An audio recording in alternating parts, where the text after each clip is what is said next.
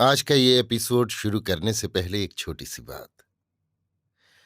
क्या आप भी अपना पॉडकास्ट बनाने की सोच रहे हैं? तो एंकर ट्राई कीजिए। ये पॉडकास्ट बनाने का सबसे आसान तरीका है। नंबर 1, ये फ्री है। नंबर 2, इसमें कई सारे ऐसे टूल्स हैं जो आपको अपने फोन और कंप्यूटर पर रिकॉर्ड और एडिट करने की फैसिलिटी देते हैं। नंबर 3, आप अपने पॉडकास्ट को डिस्ट्रीब्यूट भी कर सकते हैं, जिससे इसे स्पॉटिफाई और दूसरे प्लेटफॉर्म पर सुना जा सके। तो डाउनलोड कीजिए फ्री एंकर ऐप या विजिट कीजिए anchor.fm पर अपना पॉडकास्ट स्टार्ट करने के लिए। ये तो थी एक छोटी सी जानकारी, और अब शुरू करते हैं एपिसोड का सिलसिला। तो आज के एपिसोड में लीजिए सुनिए किशोरीलाल गोस्वामी के लिखे उपन्यास खूनी औरत का सात खून का 26वां परिच्छेद, जैसे को तैसा, मेरी यानी समीर गोस्वामी की आवाज में। वो रात बड़े मजे में कटी और मैंने पुन्नी और मुन्नी को ये बात भली भांति समझा दी कि काले कलूटे लूकीलाल के मुंह में किस तरह लूका लगाना चाहिए। दूसरे दिन 12 बजे के समय जेलर साहब हम तीनों को एक कोठरी में ले गए। वहां एक अलमारी की आड़ में मैं छिपकर खड़ी हो गई और पुन्नी मुन्नी जमीन में बैठ गई।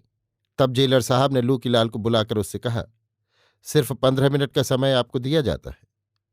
यों कहकर जेलर साहब जरा हटकर टहलने लगे और लूकीलाल ने मूंछों पर ताव दे और बहुत ही बुरी तरह घूर कर उन दोनों बहनों से यों कहा, कहो बीवियों, क्या हाल चाल है?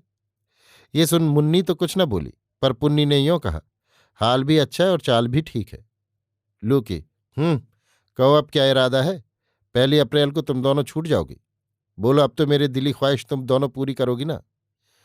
पुन्नी ने कहा, भला ये तो बताओ कि तुमने मेरी कोठरी में घुसकर अपनी चांदी की डिब्बी क्यों रख दी थी? लूकी, ओहो, इस बात को तो तुम अब तक न समझी। लाहौल बिला कुव्वत, अजीब ही, अगर मैं उस डिब्बी को न रखता तो तुम दोनों के सब्ज कदम इस जेल की कोठरी को कैसे जीनत देते। मगर खैर, बिलफैल तो इतना ही हुआ है। लेकिन अगर अब की बार भी जो तुम दोनों ने मेरी दिली आरजू न पूरी की तो देखना, फौरन से पेशतर तुम दोनों हिंदुस्तान के बाहर किसी टापू की मिट्टी खोदती नजर आओगी और अपनी फूटी किस्मत को रो रो कर वहीं पर असमत गंवाओगी। फिर पछताओगी और भरी जवानी में यों ही मर मर जाओगी। बोलो, जल्द बोलो कि अब तुम दोनों का क्या इरादा है।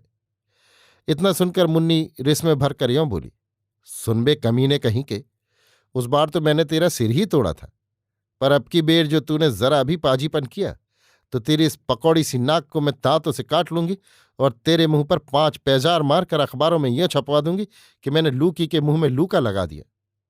क्यों, अभी आया तेरी समझ के अंदर या नहीं? चल हट, दूर हो और जा यहां से अपना मुंह काला कर, भाजी बेहया कमीना। इतना सुनते ही लूकीलाल भभक उठा और ताव पेच खाकर यो कहने लगा, अच्छा हरामजादियों, तुम दोनों जरा जेल से तो निकलो, फिर देखना कि किस बेदर्दी के साथ तुम्हारी असमत के दामन तार तार किए जाते हैं और किस तरीके से तुम फीजी टापू को रवाना की जाती हो। जा जा, दूर हो यहां से, दोजखी कुत्ते। यों कहकर मुन्नी ने उसके चेहरे पर थूक दिया। बस फिर तो लूकीलाल ऐसा झल्लाया कि उसने पुन्नी और मुन्नी को 2-4 घूंसे रसीद कर दिए। इस पर वे दोनों बड़े जोर से चिल्ला उठी और जेलर साहब ने जेल के सिपाहियों को बुलाकर लूकीलाल को हथकड़ी भर दी और उसे मजिस्ट्रेट के इजलास में भेज दिया। उसके जाने पर मैं आड़ से निकल आई और पारी पारी से पुन्नी और मुन्नी को गले लगाकर बोली, शाबाश, खूब काम किया तुम दोनों ने। अब बच्चा जी को छठी के दूध अच्छी तरह याद आ जाएंगे। इसके बाद उन दोनों के साथ मैं अपनी कोठरी में आ गई और जेलर साहब ये कहकर तुरंत चले गए कि मुझे अभी मजिस्ट्रेट के इजलास में जाना है। अब लूकीलाल अगर जेल से बच जाए तो भी जुर्माने से कभी नहीं बच सकता। निदान उस दिन तो लूकीलाल जमानत पर छूटा। दूसरे दिन पुन्नी और मुन्नी का जंट साहब के रूबरू इजहार हुआ, जिसमें उन दोनों ने लूकीलाल की सारी शैतानी का हाल कह सुनाया। होती तो उस मुए को कड़ी सजा, पर बहुत से वकील मुख्तारों ने मिलकर हाकिम की इतनी खुशामद की कि कई दिनों के बाद लूकीलाल सिर्फ 200 रुपये जुर्माने देकर छुटकारा पा गया। उन रुपयों में से 50 रुपया पुन्नी और मुन्नी को दिए गए। यहाँ पर इस कहानी के पढ़ने वालों को ये बात समझ लेनी चाहिए कि जो शख्स मुझे मजिस्ट्रेट के इजलास में बेतरह घूर रहा था और जिसने उस इजलास से निकलने के समय मुझ पर आवाज़ें कसी थी, वो लूकीलाल ही था, क्योंकि उसकी सूरत देख और आवाज़ सुनकर ये बात मैंने भली भांति समझ ली थी। लूकीलाल का झमेला तय हो गया था। पर बेचारी पुन्नी और मुन्नी बहुत ही डरी जाती थी कि जेल से छूटने पर लूकीलाल के हाथों से कैसे रिहाई पाई जा सकेगी।